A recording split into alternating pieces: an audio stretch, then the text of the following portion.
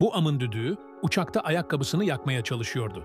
Ama koca götlü hostes kokuyu aldı ve adamın bisikler karıştırdığını gördü. "Yakalayın lan bu orospu çocuğunu" diyerek koşmaya başladı. Yolcular adamı yakalayıp sikinin ferini bile söndürecek bir iğne yaptılar.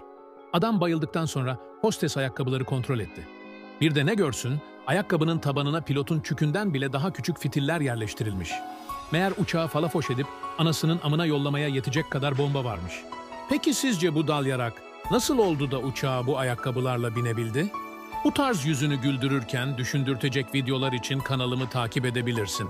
Ayrıca beğenip kaydetmeyi de unutma.